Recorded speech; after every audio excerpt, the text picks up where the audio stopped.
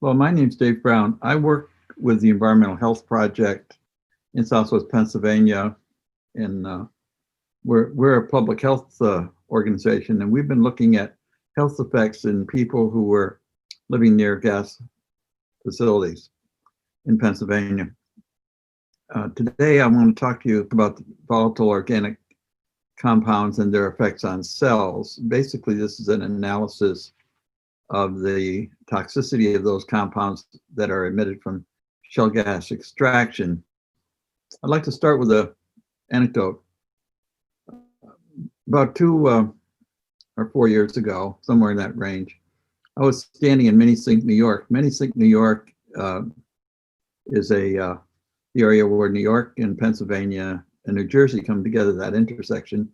There's a compressor there, natural gas compressor station there.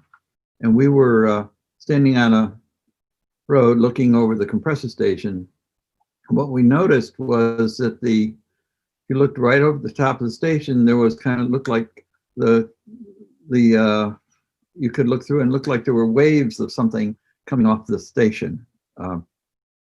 Sometime later, Earthworks came with their camera, their flare camera, and they showed that was in fact waves of gases that were coming off of the station. They're quite impressive, and Earthworks have showed this happens at almost all the sites around the country, whether it's a gas compressor station or a gas well or other facilities, that there's a high level of emissions. I want to talk about that mixture of emissions today, but I want to talk about one substance in that mixture of emissions, and that's the volatile organic hydrocarbons. All of these compounds that are emitted have some sort of health effects. The VOCs are a little bit different, and so we want to talk about those. First, the VOCs are monitored by EPA, and they're monitored because they increase ground level ozone levels. They're not monitored or regulated because they have toxic effects as VOCs. Individual chemicals within them have toxic effects. In contrast, the VOCs are looked at by the public health departments and public health people, and they're looking at a few chemicals in indoor air, and those chemicals are usually benzene, xylene, toluene, and ethylbenzene. There are other chemicals that are looked at in indoor air, and they're organic solvents. All of these chemicals are also present in that mixture that's coming off of these gas facilities, and we want to talk about the VOCs. The VOCs have acute and chronic toxic actions. Today I want to talk only about the acute toxic actions, and I'd like to go back to Minisink for a moment. We were in Minisink because people were complaining about a series of health effects that they were experiencing episodically near this site. And those health effects were similar to health effects that we were seeing in Pennsylvania and other places in New York. So we were trying to find out what the relative effects might be between the compressor station and the various health effects that were shown. We had in Pennsylvania and in Southwest Pennsylvania been examining health conditions that people had who were living in vicinities near natural gas facilities. And this graph, this chart, shows on the left-hand side the list of 10 of the symptoms. These are essentially the top 10, but there were about 30 or 40 symptoms that were reported by people, but they were sore throat. They were reporting sore throat, headache, difficulty speaking, actually difficulty remembering words to speak with, cough, itchy and burning eyes, stress, shortness of breath, difficulty breathing, anxiety and worry, fatigue, and sinus infection. We had seen these effects in Pennsylvania. We also saw similar effects in Minisink. But it's interesting that although everybody showed effects, they all did not show the same effects. And so there was, as you can see on the right-hand side, roughly 30% of the people were telling us about any one of these effects. Now this data, this information is from Southwest Pennsylvania. We have similar information from the Minisink area. If you look at VOCs and look at the toxicity of VOCs, they essentially show the very similar patterns. They show conjunctival, irritation, nose and throat discomfort, headaches, nosebleeds, fatigue, dizziness, allergic skin reactions, dyspnea, difficulty breathing, nausea and vomiting. We don't know about the serum cholinesterase. But these compounds were very similar to the effects that we're seeing at Minisync and at other locations. When people would tell us about these effects, they would describe them as episodic and coming on very quickly. They might smell an odor, then they would have the effects, then they would, the effect of the exposure, if you will, would last for a few hours, maybe a day or so, and they involve burning eyes and difficulty breathing and shortness of breath and such. We were interested in what are the VOCs. Actually, there are 93 different VOCs that are collected by EPA in their VOC program. So there's 93 different chemicals. Toxicologists don't usually look at chemicals that way. Usually what we do is to separate them into groups. And you'll see on the left-hand side of the paper, on the left-hand side of this slide, there's about 10 groups, classes of compounds that are in there. The reason we do that is because compounds in similar classes give similar toxicity, although some might be more potent than others. You'll notice that the number in each group that collected by EPA are, range from as few as 4 to as many as 20. So the VOCs are really a mixture of compounds. When we were interested in what exposures might be at gas sites, we collected data that was collected by others and us also from about 100 or more than 100 different summa canisters, which sample 24 hours at a site. And these were always placed at a residence near the sites, and there were different distances from them. And when we did that, we saw, again, about 3 dozen chemicals, roughly 33, depending on how you call them. And again, I'm going to divide these that we actually had seen into 4 categories. First are the aromatics, that's the benzene, ethylbenzene, styrene, and toluene. They're the next compound as you go to the right are the aromatic halogens. Those are compounds that contain chlorine, fluorine, or another halogen. And there were about a half a dozen of those also, methylene chloride being one of them. Then the aliphatic compounds, these are straight chain branched compounds, usually about 8 carbons long. We actually saw 5 different classes of those compounds, and they're in that list there, and we don't need to go through that list right at this moment. Then there were other compounds, some PAHs and things that I'm not going to talk about today. The important point that these VOCs around gas sites are always found in mixtures. Remember that cloud that we were talking about coming off the compressor station at Minisync? And those mixtures get to the sites of residents who are nearby. 3 components of the mixtures that are always there are nitrogen oxide, carbon monoxide, and PM2.5. They represent 73%, roughly 73% of those things that are not, those components of the cloud that are not methane or carbon dioxide. VOCs, on the other hand, represent probably around 15% of those emissions. Now that doesn't add up to 100 because there are other compounds that are present there. And if you looked at VOCs near well pads, which we did, and looked at VOCs near compressor stations, we found that the same VOCs were there, but not exactly. Usually we got 27, well, there were 27 near well pads and 36 different compounds that were found near compressor stations. This is a problem because if you think now these compounds are all volatile, so that means they're short chain compounds, or around 15 aliphatic compounds present. There were 5 aromatic compounds present, and about 5 halogenated aliphatic compounds present. These are all volatile compounds. And remember, think about our problem, our question we had earlier was, do these compounds show particular kinds of effects? Compounds in similar groups have similar toxic actions, but possibly on different, but they act at different tissue sites. The other thing which was interesting about the exposures that we were seeing and the responses people were saying was that the responses came very fast and they were episodic. I hope you'll remember that thought.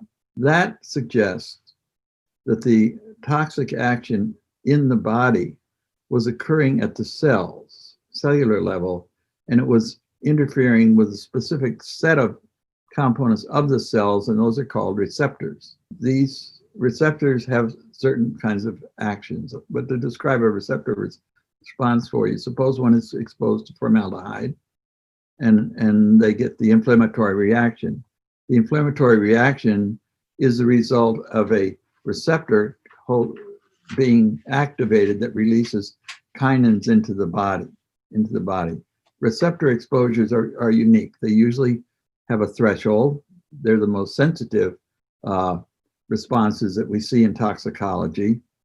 The exposure to them can be relatively brief, a minute, few minutes to an hour, but the effects extend for long periods after the agonist is gone. Those effects contrast with the typical metabolic toxic responses that we usually use to set standards on, where the concentrations in the air are relatively high compared to those of the receptor responses, and they interfere with metabolic systems. Now, early on in my career, I was a student of Mary Amders at Harvard School of Public Health. And Mary one day brought me into her laboratory and said, "David, I'd like to show you this." And she showed me a response, and she was looking at respiration in guinea pigs, I think. And she showed me a response, and she says, "Do you realize that the amount of chemical that's here is far below the amounts that we could have had in any of the toxic actions that we had been working on in our laboratory?" And I, said no, because she was a professor and I wasn't. She said, "That's because the agents that are producing these effects in these animals are activating receptors within the animals, and we're seeing receptor responses." I never forgot that, and as we began to put this data together around the VOCs and the compressor stations and the natural gas emissions and that cloud of emissions, I kept thinking back to the fact, could these be receptor-mediated actions? They met many of the criteria. They were fast. There seemed to be a threshold. They seemed to disappear quickly. But in the piece we needed was to see, how did the exposures really occur? I guess first question we might ask before we go there is, why aren't we seeing those in our monitoring around sites and usual monitoring of sites? The reason is that EPA doesn't look at specific chemicals in the VOC class. In this slide, we actually see the framework of regulatory monitoring done by EPA does not identify episodic high exposures. EPA measures exposures over 24 hours every 6 days. Their exposures would be, if we look at the chart at the bottom, which is a chart of PM 2.5 collected for the month of November, some fairly recent month of November. These show hourly averages, and you'll notice at the bottom there's a red line. That's the value that EPA would report for this site exposure. It's a site. But you can see, as if you look just at the first day, that there are roughly 4 periods when there are peak exposures that occur. And those peak exposures, depending on the chemicals that are present, are sufficient to initiate a receptor-based response. The chemicals then go away, but the response continues. We see on the average 3 episodes of high exposures each day, which makes us believe that the responses that we're looking at could be receptor-mediated. Responses that people are telling us about are more consistent with receptor-mediated responses than the classic toxicologic responses that we see, although the classic toxic responses do occur. Now, the VOCs mixtures, because remember, we're in a mixture now, vary by location and by time. The other factor that was part of that conversation with Mary Amder back at Harvard was we continued looking at this in this experiment she was doing, and she took a small nebulizer and she just blew a small amount of sea salt into the chamber, form fine particulates. And when you did that, the animal respiratory rate would respond very, very rapidly. That's a well-known response now. It's a synergistic response between organic chemicals in the air that are water-soluble and particles, because what the particle does, you can come up here to the corner, what the particles do is that they form around them a small layer of water. That layer of water absorbs the irritant gas, and because it's a fine particle, that gas isn't trapped in the upper respiratory system where it's detoxified, it's carried into the deep lung. This discussion here explains those phenomena. The point I want you to remember is we can get a 30 to 20-fold increase in uptake. Putting those two thoughts together, we realize that we could be having what appears to be happening with this complex mixture that we have, which contains a lot of PM 2.5 and smaller. We know the smaller compounds are even more toxic or have an even greater synergistic effect, that are leading to very high levels of the VOC getting to the receptor system in the body. Whether if the receptor system is in the lung that's affected, we'll see lung responses. If it's in the cardiovascular system, we'll see cardiovascular responses. If it's in the brain, we'll see neurological responses and others.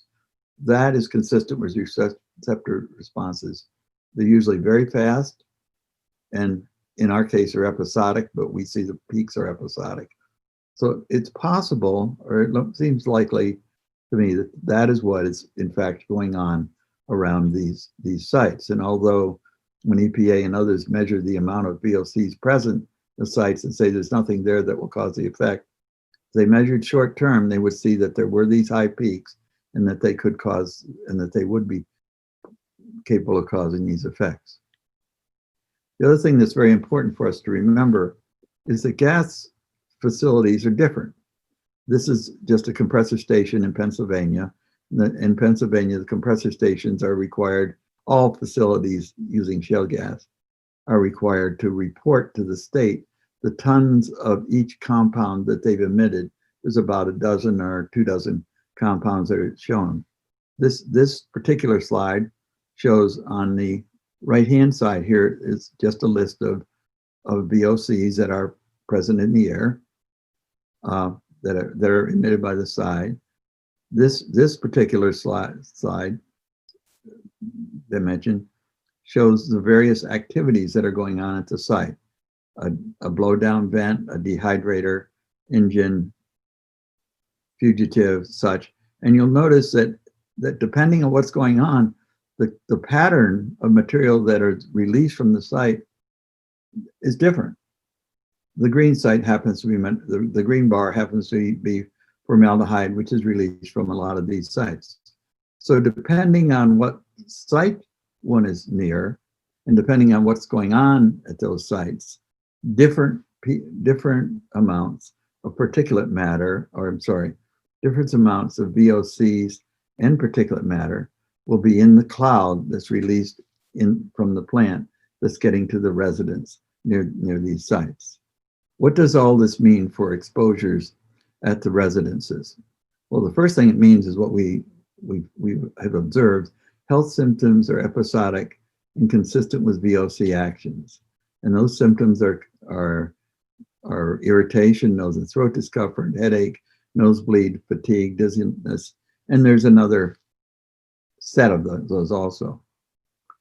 The appearance of these symptoms are consistent and typical of receptor-mediated actions. And we know that these compounds will, in fact, interact with receptors. As we go from site to site and place to place, we see responses that are variable and rapid, generally extending from hours to days. In summary, there is currently no regulatory standard for exposures to mixtures of VOCs, but high concentrations in the air are found for short periods, and there are a cluster of health responses associated with intermittent exposures to VOCs present in shale gases. A state legislator who was running for New York State Legislature had constituents near a compressor station, a different one from Minisync, and they were complaining of health effects. she sent around a simple questionnaire, and her simple questionnaire found exactly the same effects that we were finding in Pennsylvania, what they were, we found at Minisync, what others have found in other sites across the country. So this effect seems to be something that's prevalent at all possible sites. I think that brings us to the question of, do the cellular modes of action that we know that can occur at these low doses explain the health effects? Possibly they do. We would need more information to do that, but it's consistent with those effects. Well, what can we do about this? First, we can recognize that as we increase the number of sites near residences, more and different VOC mixtures will be present near those residences. If we increase, if there's more and more sites put in close to these people, and the site that at Minisync was typical, my sense there, I'm not a great golfer, but I think it was about a 7-iron from that road to the location where those emissions were coming from. And there was a house behind me, which we were looking at residences. The residents now have abandoned that facility and gone to live someplace else. So these are real effects. Eye irritation, nosebleed often don't appear to be important effects, but remember, the VOCs don't just cause these receptor reactions, they also cause cancer and other things along of a greater impact. And that a mother carrying a child or an infant carrying a child can be affected by these kinds of these exposures. And these are chemicals that are known to produce those neurological effects and other effects that we see. But we recognize that EPA doesn't have a standard for a mixture. EPA standards are chemicals by chemicals, with the assumption is that there's only one chemical present at any given time. Here we know there's at least 36, could be 95, but that's not the situation at all, that there's a single chemical. There's a mixture of chemicals, and the mixtures are quite dramatic. Anyone that wants to see that can go on Earthworks site and look at their visualization of the clouds coming off of various shale gas devices across the country. Given that the mixtures are different, we should not be surprised to see a different set of effects. In fact, we will see a complex of effects to these exposures. And we shouldn't expect to see one effect explain all of the exposures that we have, because the chemicals are operating at different sites within the body. What we can do, if we wanted to do something immediately, is we could remove the particles.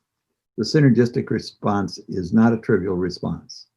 And the same thing as I saw at Harvard, we see elsewhere when we put lots of particles in the air with solvents, the solvents get much, much more toxic and the effects get much more serious. We also may want to look at a different way of measuring effects around these sites. We might want to look at the syndrome of effects that are occurring rather than try to look at one particular effect. Thank you very much.